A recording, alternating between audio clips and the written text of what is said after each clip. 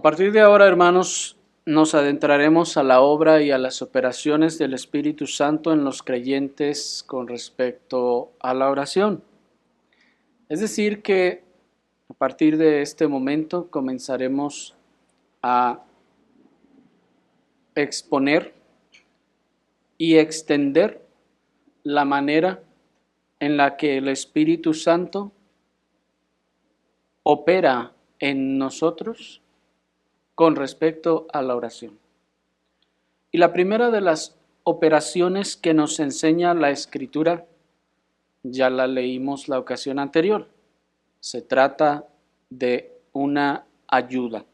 Acompáñenme a Romanos capítulo 8, versículo 26. Romanos capítulo 8, versículo 26, para que veamos esta ayuda.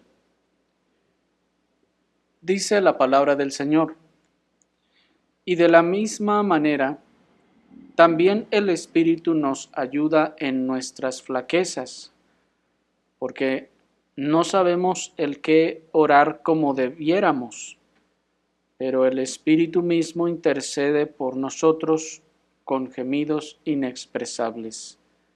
Hasta allí.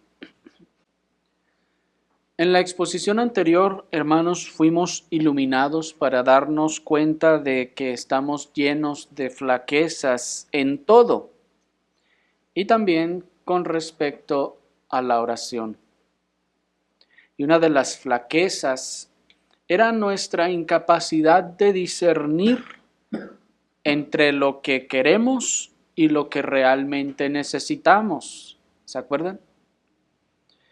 Pero como leímos que la Escritura nos enseña, el Espíritu nos ayuda en nuestras flaquezas. ¿Para qué? Para que así podamos orar como debiéramos. De manera que, para comenzar a considerar la obra del Espíritu Santo en nosotros para la oración, consideraremos entonces primeramente la ayuda del Espíritu Santo en nuestra flaqueza, en el conocimiento de nuestras necesidades. Sí, es un título largo, hermanos, pero hemos querido ser específicos, pues la ayuda vendrá en diferentes aspectos y formas. En esta ocasión consideraremos la ayuda del Espíritu Santo en nuestra flaqueza, en el conocimiento de nuestras necesidades. Y vamos a considerar este tema a través de nuestros 3 siguientes encabezados. Primeramente vamos a considerar la ayuda en la flaqueza del conocimiento. Nuestro segundo encabezado será la ayuda en la flaqueza de nuestra fe. Y por último veremos la ayuda en la flaqueza en el conocimiento de nuestra depravación. Vayamos a nuestro primer encabezado, hermanos, pues tenemos un largo recorrido por delante. La ayuda en la flaqueza en el conocimiento. Dice Romanos 8:26, leámoslo nuevamente. Y de la misma manera, también el Espíritu nos ayuda en nuestras flaquezas, porque no sabemos el qué orar como debiéramos, pero el Espíritu mismo intercede por nosotros con gemidos inexpresables. Hasta allí. Como podemos observar en el versículo, hermanos, el destino de la ayuda del Espíritu Santo son nuestras flaquezas, aquellas que consideramos brevemente la ocasión anterior y muchas otras que seguramente no sabemos que tenemos. Pero, ¿en qué consiste entonces la obra que el Espíritu Santo va a hacer en nosotros para que oremos en el Espíritu o oremos como debiéramos? Bueno, lo primero que va a hacer es que nos va a ayudar. ¿Y en qué nos va a ayudar? Nos va a ayudar en nuestras flaquezas. Así, debiendo dirigirnos a Dios como conviene en la oración, es decir, levantando nuestras súplicas por aquellas cosas que debiéramos, en las formas que debiéramos, somos como esos sobrevivientes de los campos de concentración nazis, tratando de levantar grandes cargas. Y la ayuda prometida del Espíritu Santo consiste precisamente en que Él viene y levanta por nosotros aquello que somos incapaces de levantar nosotros por nosotros mismos. Pues ya vimos la ocasión anterior, hermanos, que una flaqueza es una falta de poder. Nosotros no podemos esto o aquello. En este caso tenemos muchas flaquezas, decíamos. De manera que la primera obra del Espíritu Santo es que Él nos ayuda en la flaqueza. ¿Cómo es eso? Imaginen entonces la escena. Nosotros queremos levantar algo, pero no tenemos poder para hacerlo. ¿En qué consiste la ayuda del Espíritu Santo? La ayuda del Espíritu Santo consiste precisamente en que Él viene y levanta por nosotros aquello que nosotros somos incapaces de levantar por nosotros mismos. Aquello que era una flaqueza para nosotros, es decir, que nosotros no podemos hacer, el Espíritu lo hace o lo levanta por nosotros. Pero antes de ayudarnos a levantar algo, como levantamos nuestras oraciones al Señor, lo primero en lo que el Espíritu nos va a ayudar es a comprender qué es lo que debemos levantar y qué no debemos levantar en oración. Pues, hermanos, nosotros, por más que pensemos que estamos pidiendo lo que necesitamos, en realidad solo estamos pidiendo lo que pensamos que necesitamos conforme a nuestro pensamiento entenebrecido o a nuestro molde mundano o pecaminoso. Porque nuestras oraciones, hermanos, estarán, y piénsenlo, estarán enfocadas en la materia de lo que pensamos que nosotros necesitamos. ¿Y qué es lo que nos lleva a definir qué necesitamos? Muchas veces son los conceptos y las ideas del mundo o incluso de la concupiscencia de la carne. El mundo, por ejemplo, nos dice, tú necesitas esto. Nos lo repite tantas veces que nosotros lo asimilamos y comenzamos a creer que sí lo necesitamos. Cuando lo creemos, entonces, cuando vamos en oración, ¿qué creen que hacemos? Empezamos a pedir por esas cosas que alguien nos hizo creer que en realidad necesitábamos. Era como cuando estábamos en aquellas sectas de donde el Señor nos sacó. Alguien erradamente nos hizo creer, por ejemplo, que nosotros necesitábamos hablar en otras lenguas, o que necesitábamos poder para sanar enfermos o hacer alguna otra cosa. Y ahí estamos, según nosotros, orando en nuestras oraciones. ¿Y qué pedíamos? ¿Lo que conviene? ¿Lo que debiéramos? No. Entonces, volvamos a nuestra figura que nos transmite la ayuda del Espíritu Santo. Nosotros somos como esos sobrevivientes de los campos de concentración. ¿Los han visto las fotografías? Que están todos literalmente en los huesos. Y imaginen que ahora ellos tienen que hacer el trabajo de levantar algunas cosas para bien suyo, para llevárselas, no sé, a su casa. Pero ellos van y levantan algo que no les sirve de nada.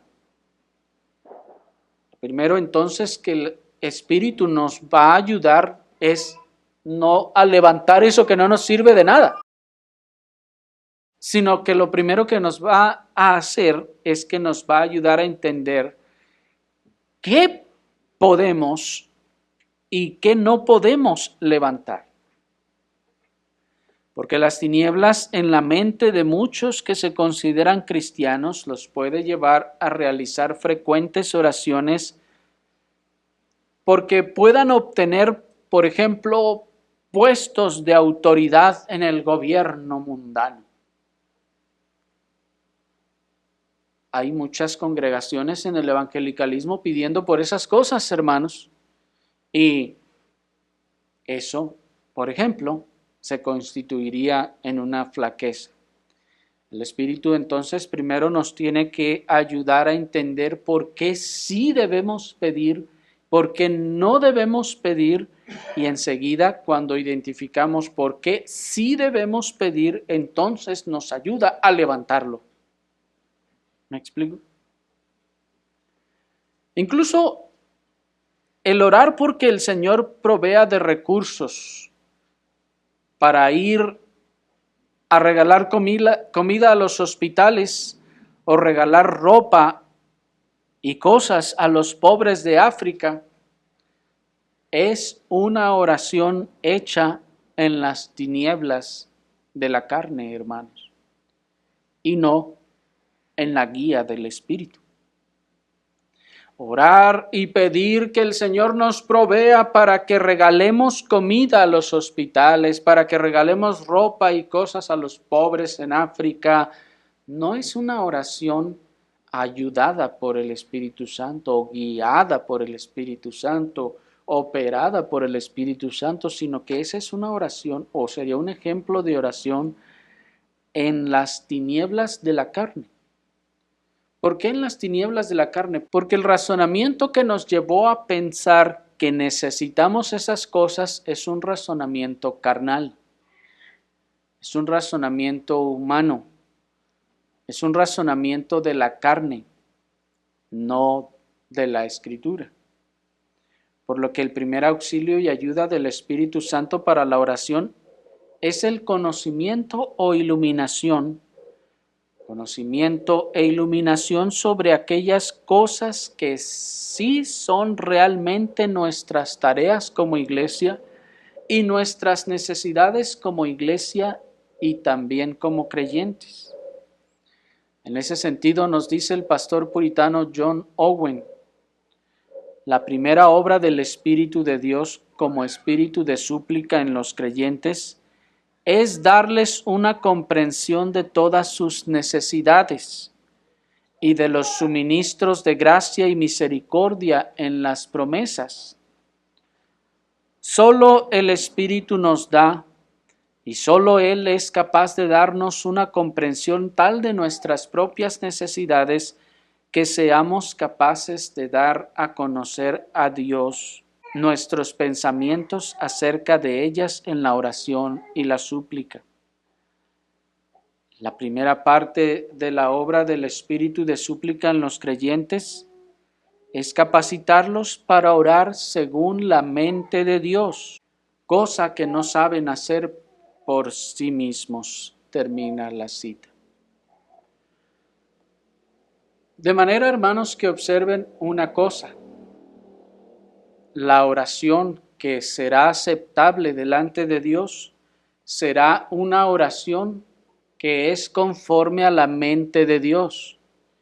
¿Qué quiere decir eso? Que es una oración que va a ser elevada conforme a las cosas que Dios ha prometido, que Dios se ha propuesto hacer y aquellas que son nuestras necesidades espirituales. Fuera de eso, nosotros no estamos orando como debiéramos. Nosotros estamos orando más bien en la carne. Porque muchas cosas, hermanos, aún que puedan parecer elogiables, como eso que les decía de orar que el Señor nos dé para que le demos ayuda a los pobres, eso proviene más bien del razonamiento humano, humanista, antropocéntrico, centrado en el beneficio, en la ayuda, el bienestar del hombre, de su carne, de su persona, de su bienestar terrenal y no espiritual. De manera que orar por esa clase de cosas no es orar según la mente de Dios, sino conforme al pensamiento humano y carnal. Observen cómo en el hombre natural no oramos conforme a la mente de Dios, sino conforme al molde de las percepciones y pensamientos que venimos arrastrando de las tinieblas y del error. Los pensamientos que venimos arrastrando de aquellos lugares de tinieblas y de error son los que moldean nuestras oraciones.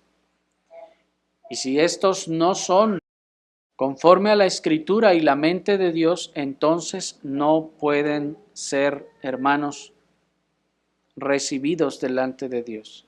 Por ello la gran importancia, fíjense entonces, del ministerio de la palabra en toda iglesia local, que este ministerio de la palabra sea verdaderamente iluminado y operado por el Espíritu Santo, para que nos comunique esa iluminación a nosotros, para que podamos conocer la mente de Dios en la Escritura y para que entonces así podamos nosotros orar conforme a la Escritura. Porque si el ministerio de la palabra está en las mismas tinieblas, hermanos, entonces todos vamos a orar igualmente en tinieblas. El ministerio de la palabra entonces debe ser verdaderamente iluminado y operado por el Espíritu Santo para llevarnos en esa iluminación a conocer la mente de Dios, y conociendo la mente de Dios podamos orar conforme Dios quiere que oremos. Porque cuando el Señor nos rescata y nos salva, nosotros debemos ir a Él en oración, pero nosotros no sabemos ni qué hablar ni qué decir, y lo más seguro es que vamos a ir a pedir por aquello que no necesitamos y que no nos sirve de nada. Es como un drogadicto que recién ha sido rescatado y alguien le dice: ven, yo te rescaté, pídeme lo que quieras y te lo voy a dar. Y lo que va a hacer es que va a decir: no, pues dame más dinero para ir a comprar más droga. ¿Me explico? Dame esto, otro, porque todavía toda su mente está hecha al molde de la incredulidad y del mundo. Tiene que ser enseñado en la mente de Dios para que pueda orar adecuadamente. Cuando somos así entonces iluminados, una correcta aprehensión de la mente de Dios en cuanto a nuestras verdaderas necesidades viene a nosotros. En cuanto al pecado y en cuanto a nuestra participación de la gracia en todo deber santo. Entonces, cuando esto ocurre, hermanos, y aquí viene lo importante, nuestra fe se fija y se adhiere a esos objetos, lo cual prepara entonces y dispone nuestras mentes, afectos y voluntades para la oración. Nuestra oración no puede ser hecha sin la fe. Vamos a ver. Pero la fe no se puede ejercer por sí sola. Yo no puedo decir: yo sé que el Señor me dio la fe, ejerzo la fe, ahí va. No, la fe necesita objetos, necesita algo de qué agarrarse. La fe necesita ver algo para abrazarse de eso y entonces se pueda producir, ejercer la fe, y entonces en este caso, en cuanto a la oración, podamos orar o pedir con fe. y en fe. Porque orar solo por aquello que podemos discernir a la luz de la naturaleza o de una conciencia natural es orar por generalidades y cosas externas solamente. Mientras que aquellos que reciben los suministros de la iluminación del Espíritu Santo orarán principalmente por las preocupaciones espirituales e internas de sus almas, que han sido dadas e iluminadas por el Espíritu Santo. Orarán ya sea por causa de mirar su pecado o por causa de mirar la gracia de Dios prometida. Pero observen entonces que dijimos que la iluminación de este conocimiento es para definir y afinar los objetos necesarios de la fe para que así podamos orar con fe y por aquello que nos es debido.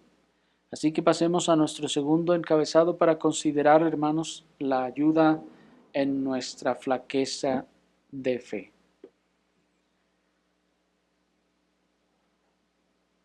Luego de que hemos sido verdaderamente y correctamente iluminados por el Espíritu Santo respecto a los verdaderos objetos y necesidades de nuestra vida espiritual, lo siguiente que necesitamos es ayuda en la flaqueza de nuestra fe.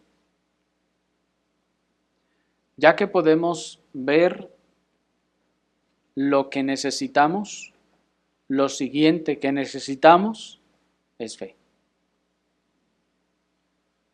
La fe frecuentemente se ha ejemplificado como un músculo, hermanos.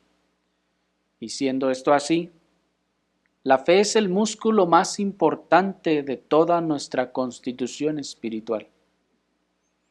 La fe sería como el corazón espiritual de la vida espiritual.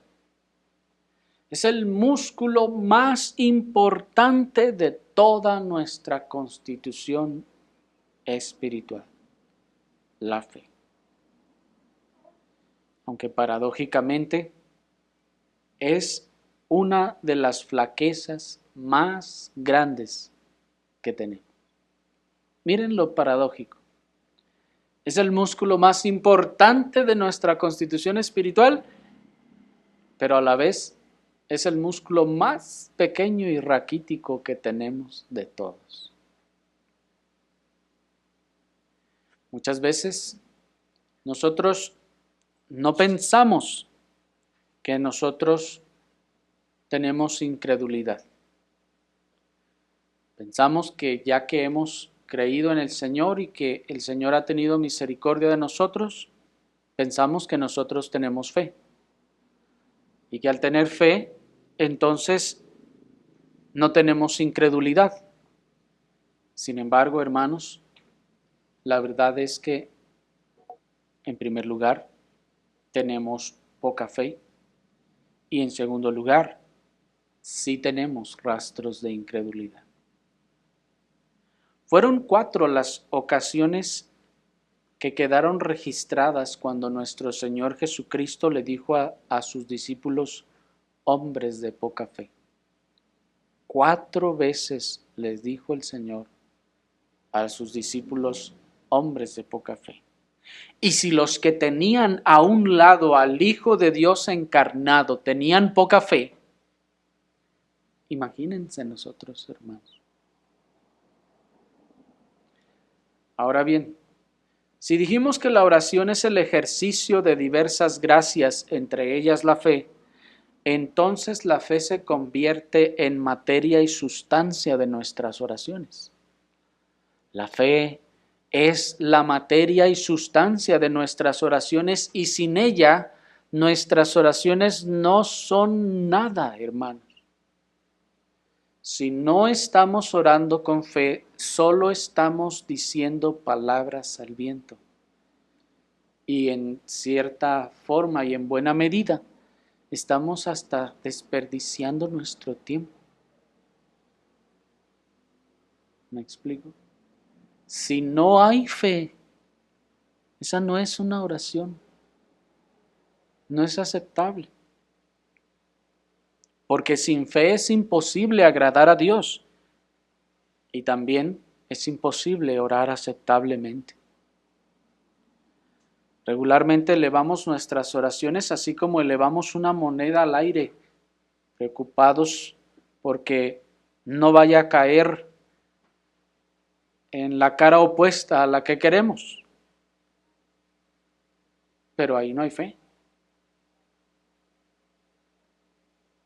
Cuando ustedes lanzan una moneda en el aire, no tienen fe. De hecho, no se puede ejercer ahí la fe. Eso sería como imposible. Primero porque ese no es un objeto de fe. Les decía al principio, la fe no se ejerce, no es algo que yo tengo y entonces se lo pongo a cualquier cosa.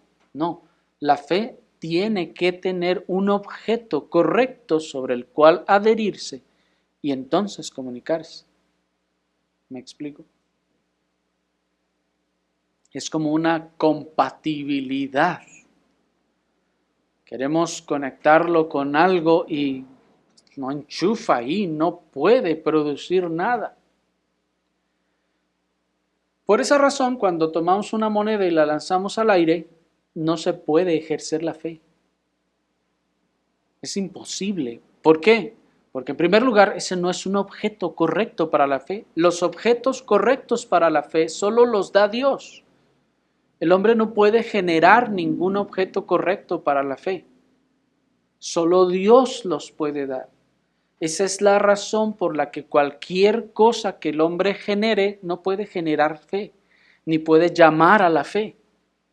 Así cuando ustedes lanzan la moneda al aire, ustedes no pueden tener fe en lo que va a caer.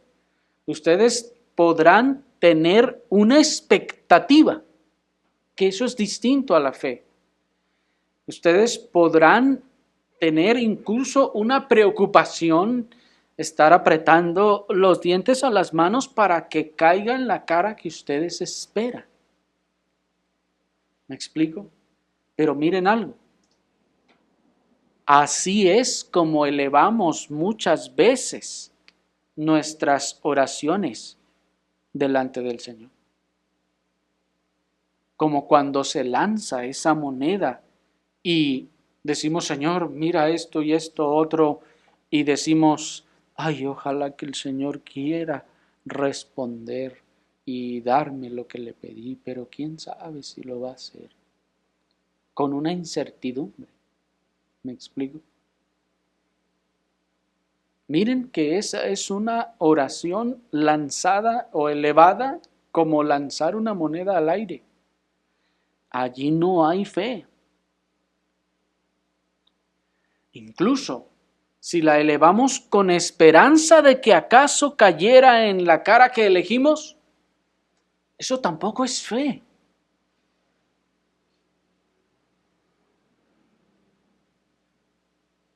La incertidumbre que aqueja nuestras mentes y afectos al ir a la oración, hermanos, no es fe.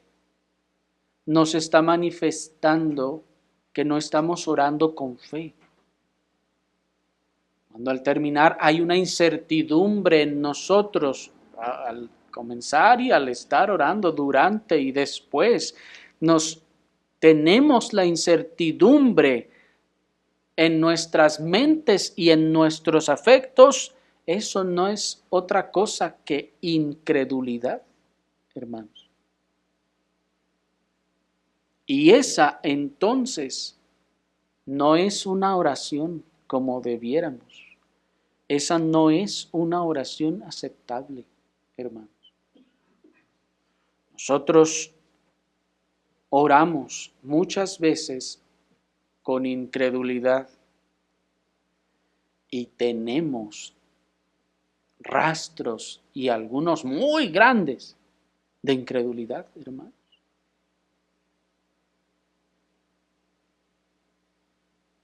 Miren un caso que la Escritura nos narra de estas cosas en Marcos capítulo 9.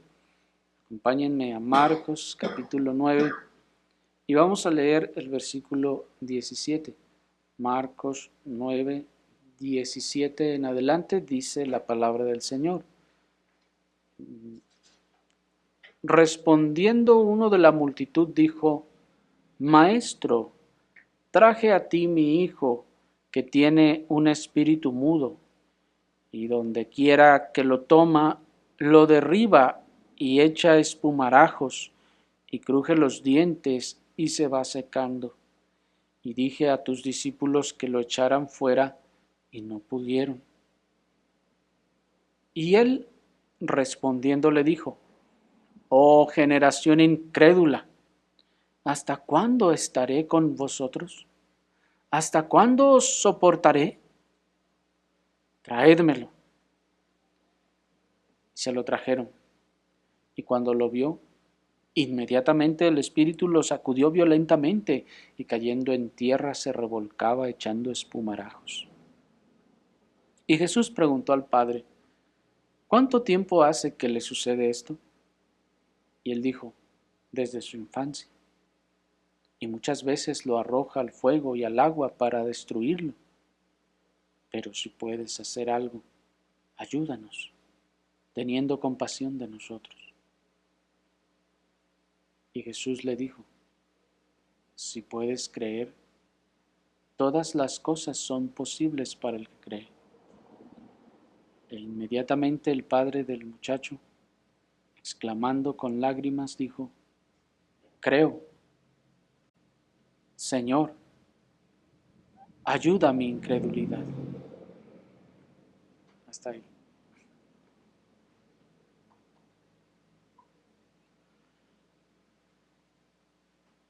Observen, hermanos, la descripción que el Señor Jesucristo da de nosotros en el versículo 19, que dice: Oh generación incrédula.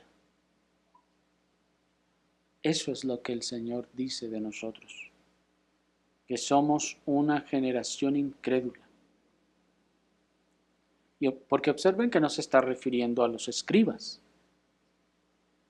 no se está refiriendo a los impíos, no está diciendo todos aquellos impíos que no vinieron, gente, generación incrédula. No, les está hablando a los discípulos y al hombre que está allí. Principalmente a los discípulos, hermanos. Porque ¿quiénes fueron los que no pudieron echar ese demonio? Los discípulos. Y el Señor dice: generación incrédula.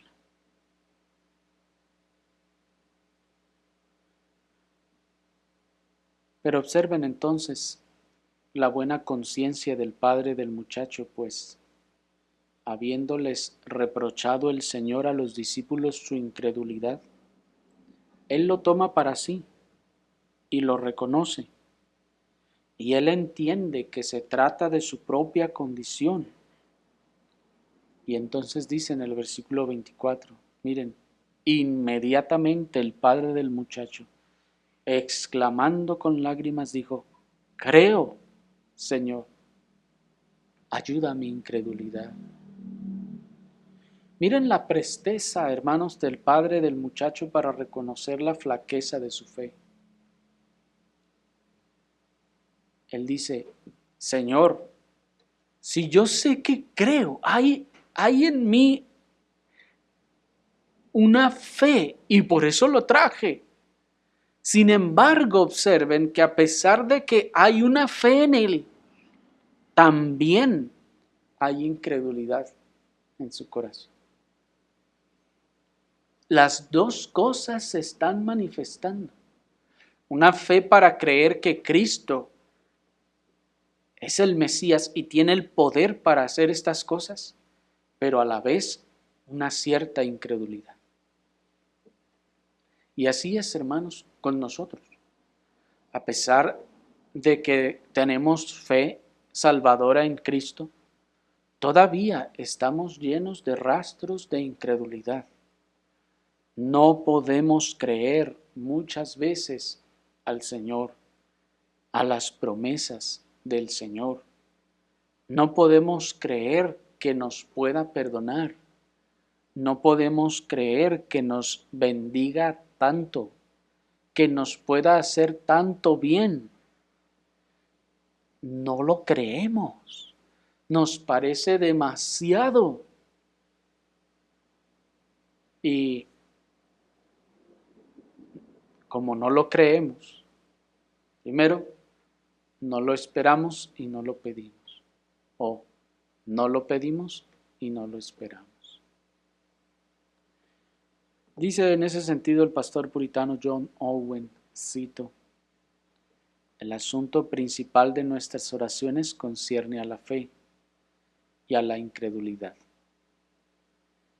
Si la incredulidad es el mayor de los pecados y si la fe es el mayor de los dones de Dios, no somos cristianos si estas cosas no son una parte principal del asunto de nuestras oraciones.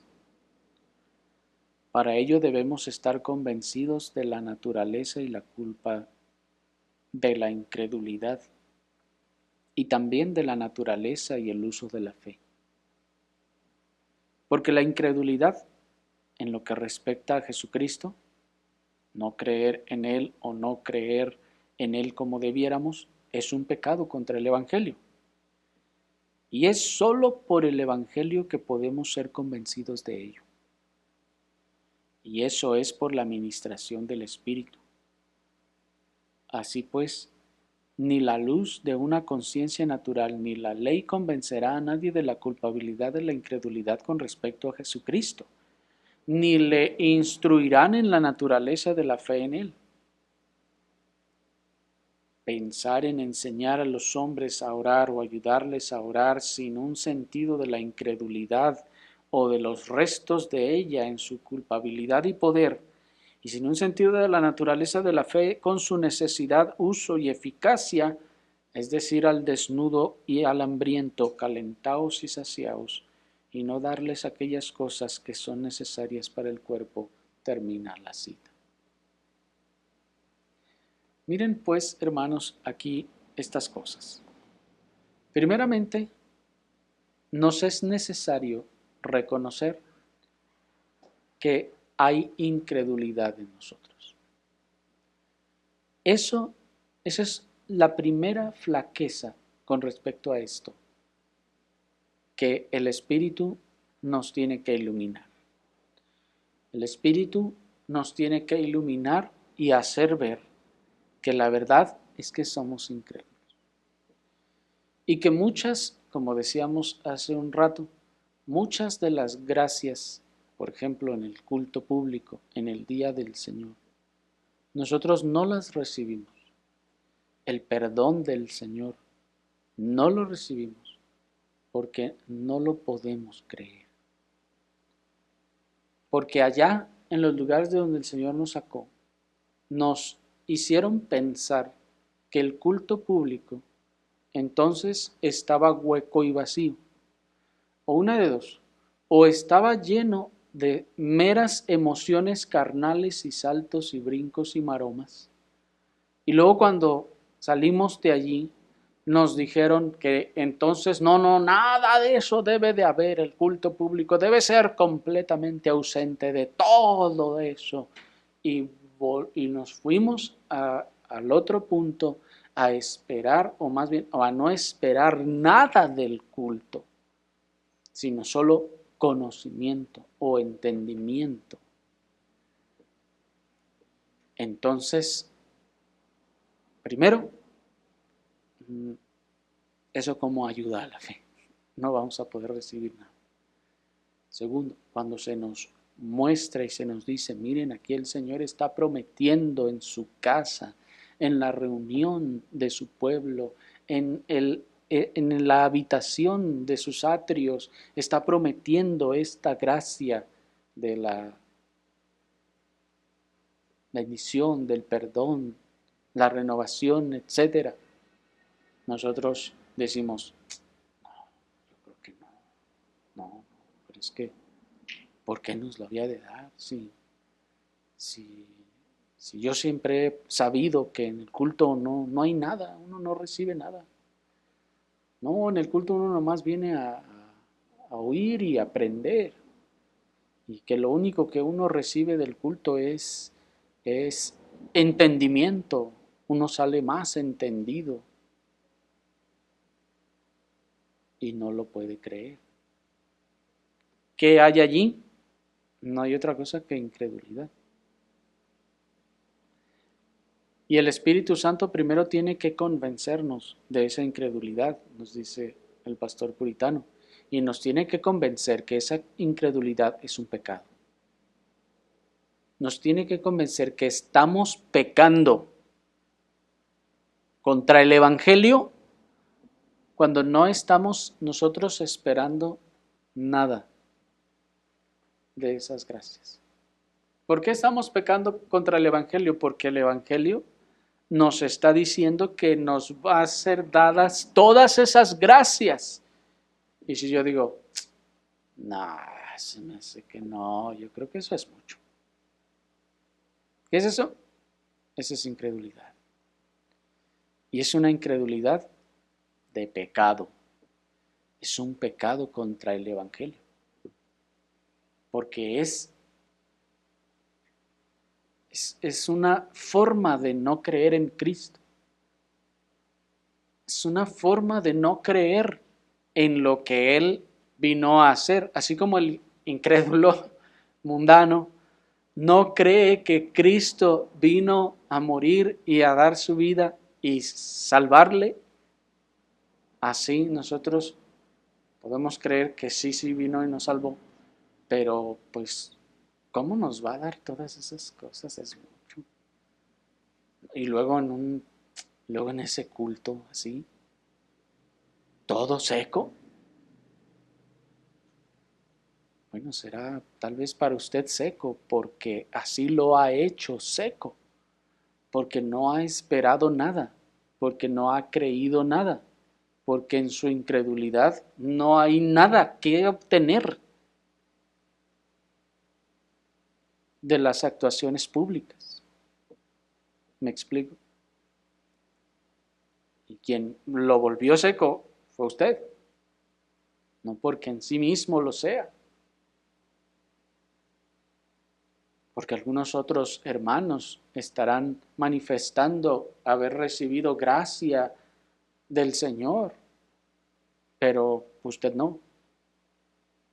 ¿Por qué? Por su incredulidad. Porque usted está siendo incrédulo. Y eso es un pecado contra el Evangelio.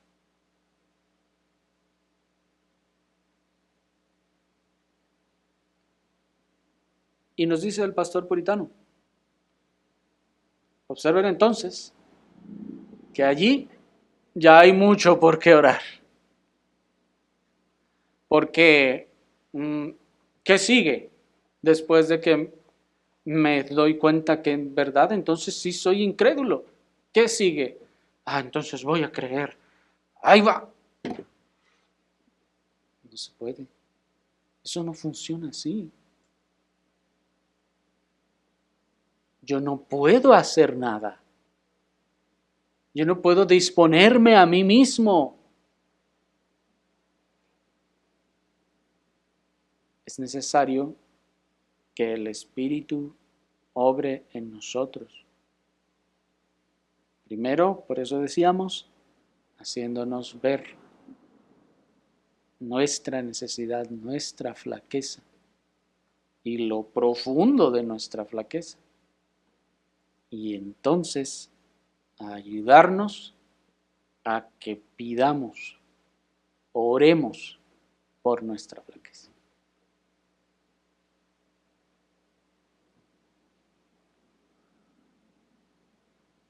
Observen pues la importancia de conocer y reconocer nuestra incredulidad, puesto que si no reconocemos que hay incredulidad en nosotros, hermanos, entonces no podemos orar lo que necesitamos orar. Porque por eso dijimos hace un rato, la fe es la materia y sustancia de nuestra oración. para empezar. Por eso dijimos que apenas nos íbamos a comenzar a adentrar en este tema. Estamos empezando desde abajo. ¿Qué es lo primero que necesitamos? Fe. Bueno, primero conocimiento para saber que necesitamos la fe. Lo siguiente que necesitamos es la fe, pero como hay otro problema ahí junto a ello, que es nuestra incredulidad, ahí tenemos dos cosas entonces por las que orar. Esa es la razón por la que enseguida los apóstoles pidieron al Señor ahí en Lucas 17:5. Miren cómo dice Lucas 17:5. Y los apóstoles, miren el término que usa, los apóstoles dijeron al Señor, aumentanos la fe, aumentanos la fe. Uno podría pensar que pues yo, uno que va empezando, es el que necesita que se le aumente la fe, no el apóstol ya debe tener la fe bien poderosa, ejercitada, pero miren, los apóstoles le dicen al Señor, aumentanos la fe.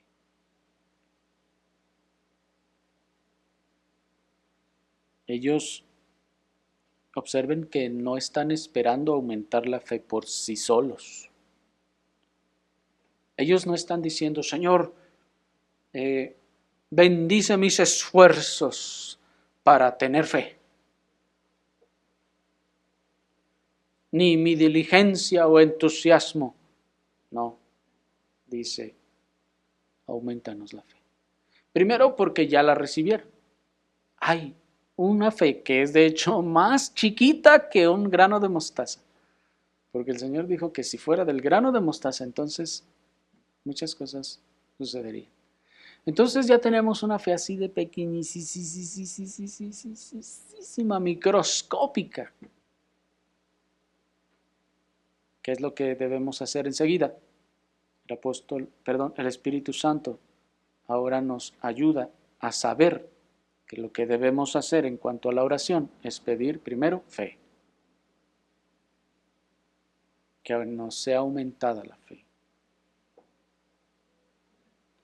Porque esta es una obra que pertenece al Espíritu Santo como espíritu de súplica. ¿Se acuerdan cuando vimos esa promesa? Fue prometido como espíritu de súplica. ¿Para suplicar qué? Primero, fe. Que se nos aumente la fe.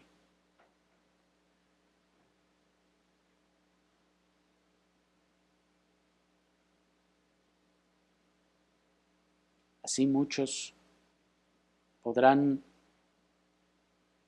pasar horas, cansancio y hasta noches enteras en peticiones que no son hechas con fe o que son hechas en incredulidad. De hecho, hermanos, en aquellos lugares de donde el Señor nos sacó, se decía que no se tenía usted que levantar de sus rodillas en la oración hasta que no estuviera convencido de que el Señor le había escuchado. Y por eso podía pasarse toda la noche allí, porque no había fe. Porque primero no había un objeto correcto para la fe, decíamos, y segundo, hay más incredulidad. Y estaba pidiendo cuánta cosa incorrecta. El Espíritu de Dios entonces nos enseña la naturaleza de la incredulidad, la culpa de la incredulidad, lo perverso de la incredulidad, y nos mueve a orar por ello. Así que debemos orar como los apóstoles, aumentanos la fe. Y de igual forma orar como este hombre, ayuda mi incredulidad. Porque efectivamente, hermanos, ambas cosas están en nosotros y necesitamos la fe. Pero pasemos por último a nuestro tercer y último encabezado, que es ayuda en la flaqueza, en el conocimiento de nuestra depravación. Dice Efesios 4:20, pero vosotros no habéis aprendido así a Cristo, si es que le habéis oído y habéis sido enseñados por él, ya que la verdad está en Jesús, a despojaros del viejo hombre en cuanto a la pasada manera de vivir, el cual está, miren, corrompido conforme a las concupiscencias engañosas. Y sed renovados en el espíritu de vuestra mente, y vestiros del nuevo hombre que es creado conforme a Dios en la justicia y la santidad de la verdad. Hasta allí. Observen, hermanos, lo que es necesario aprender, dice el versículo 20. No habéis aprendido así a Cristo, ¿se fijan? Y por ello debemos ser enseñados, dice el verso 21. ¿Lo ven? Necesitamos ser enseñados por Él.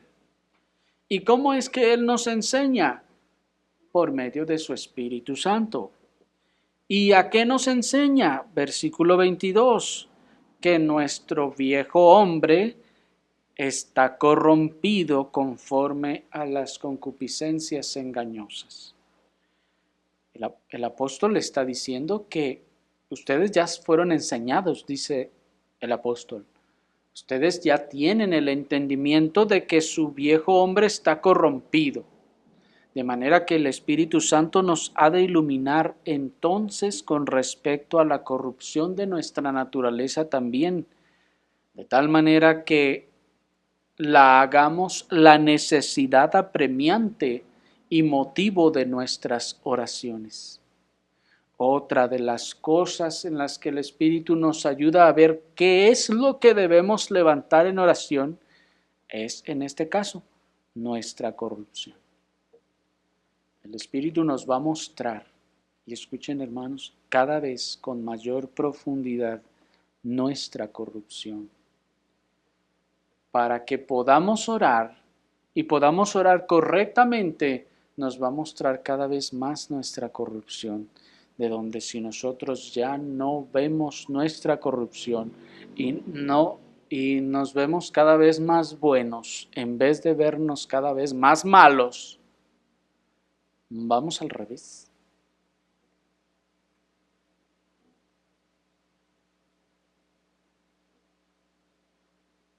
Dice el pastor puritano John Owen en ese sentido: no es fácil conjeturar cómo oran o sobre qué oran los hombres que no conocen la plaga de sus propios corazones. De hecho, esta ignorancia, la falta de luz o convicción de la depravación de su naturaleza y los restos de ella, incluso en aquellos que son renovados con los frutos y consecuencias y efectos de la misma, son la causa principal de la esterilidad de los hombres en este deber. No fijo medidas para otros hombres ni pongo límites a sus entendimientos. Únicamente me permito profesar por mi parte que no puedo concebir o aprender cómo algún hombre hace o puede saber qué orar como debe en todo el ámbito y curso de ese deber si no tiene una iluminación espiritual que le permita discernir en alguna medida la corrupción de su naturaleza y los males internos de su corazón.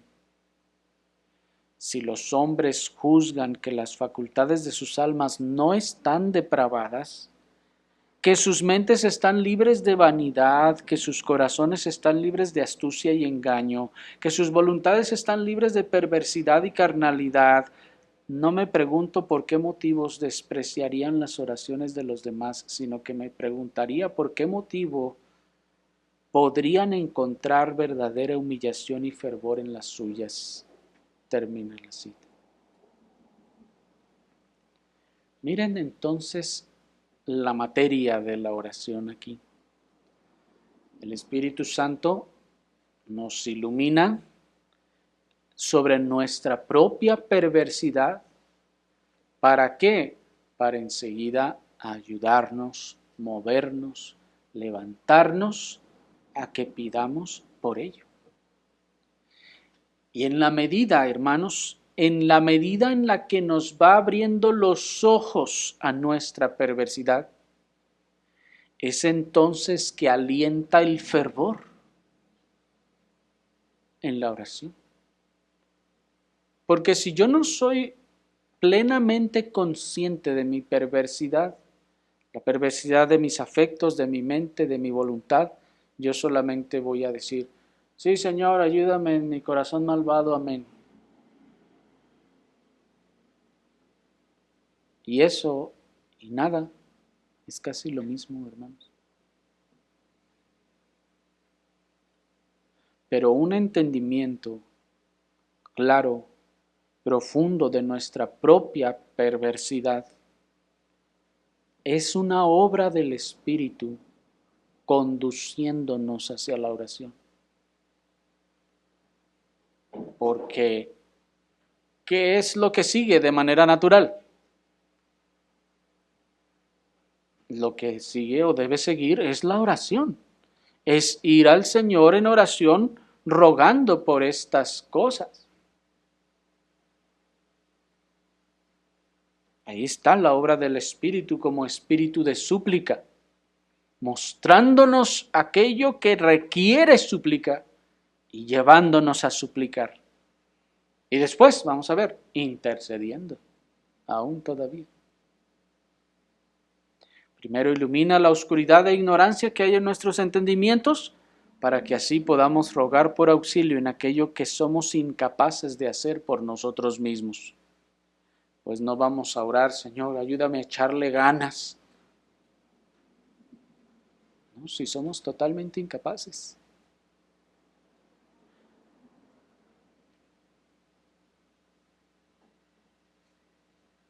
Y es necesario que el Espíritu nos ilumine, hermanos, porque nuestra naturaleza está tan corrompida que no comprende su propia depravación. Estamos como el pez que está en el agua y no sabe que está mojado.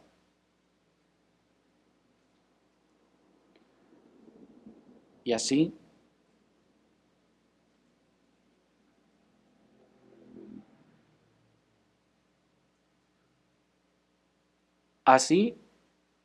estamos nosotros en nuestra propia condición. Nuestra naturaleza es ciega y no puede ver la corrupción de nuestro corazón. Y además es orgullosa para no reconocerla cuando medio la alcanza a ver. Y encima es torpe, porque no tiene un sentido correcto, profundo, de cuán malvado es esa corrupción que tiene allí, que alcanzó medio a vislumbrar, a ver el bulto de la corrupción.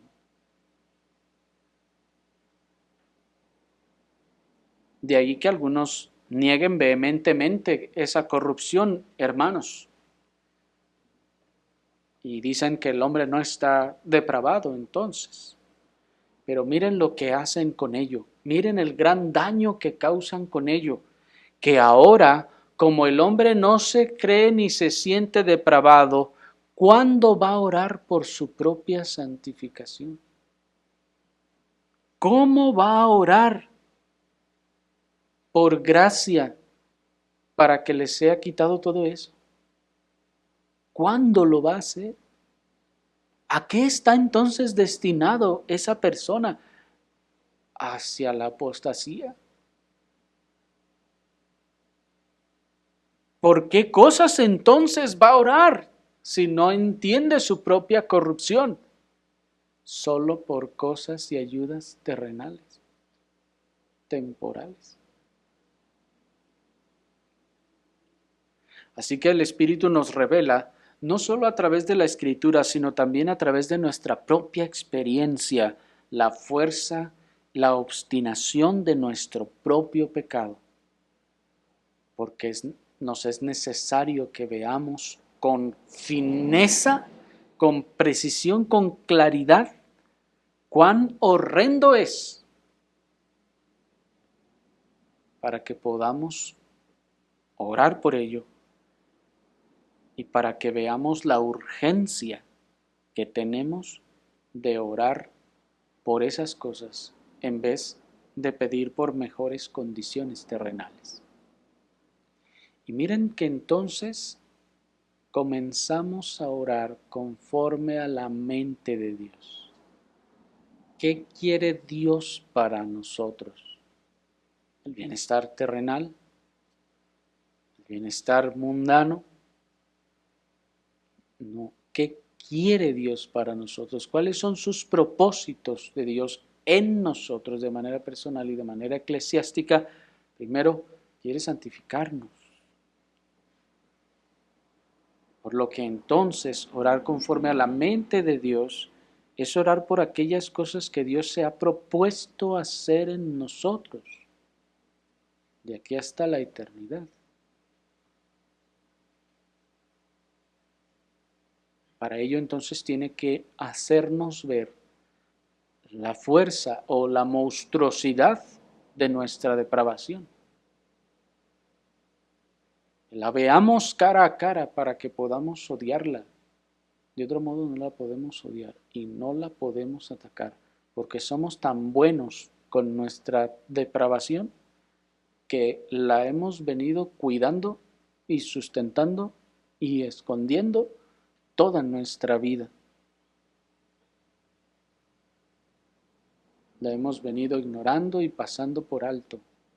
Y así como las mamás que ni cuenta se dan de cómo son sus hijos, diciéndole a todos, ay no, mi hijo es bien buena gente, ¿sabe qué? Así también nosotros con nosotros mismos.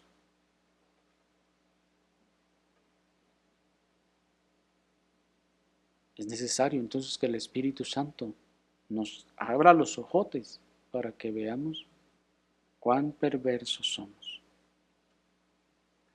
Y siendo que los creyentes no viven para este mundo, sino para la eternidad, no solo sus prioridades, sino también sus ocupaciones espirituales estarán en la preparación de sus almas para esa vida eterna.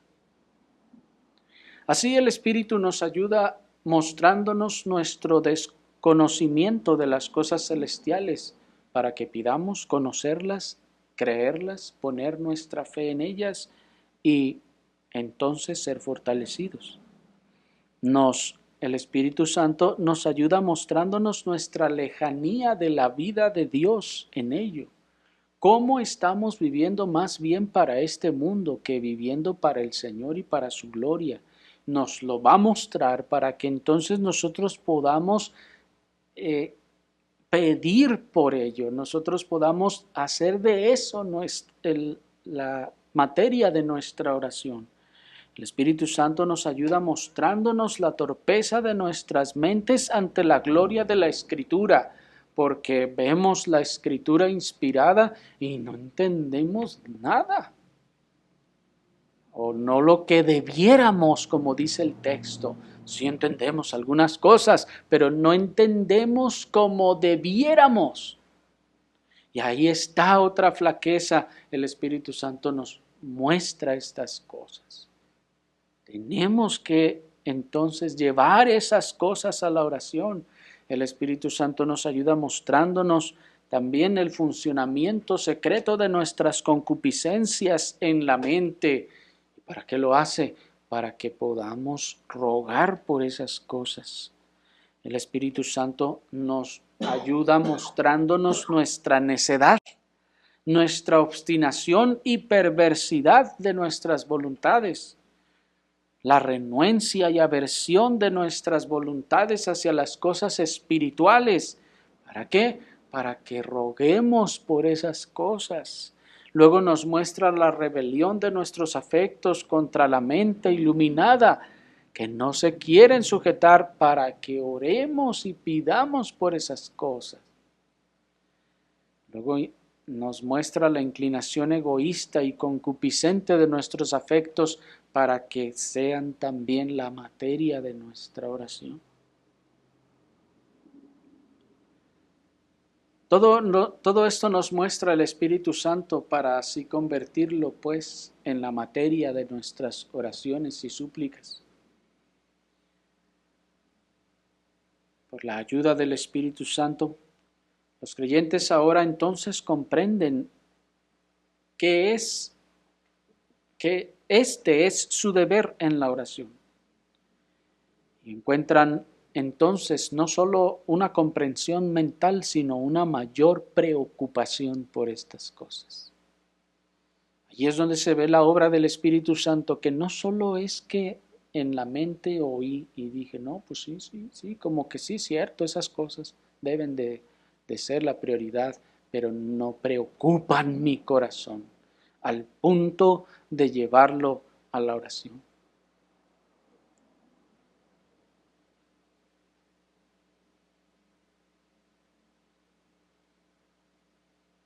Dice también el pastor puritano, renunciar a suplicar a Dios acerca de estas cosas, por misericordia en su perdón, por gracia en su remoción y la renovación diaria de la imagen de Dios en nosotros, es renunciar a toda religión y a todo designio de vivir para Dios. Termina la cita.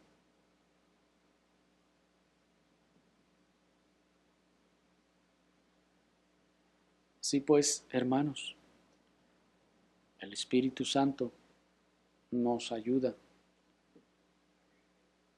con su gracia en estas cosas primeramente. Oremos al Señor.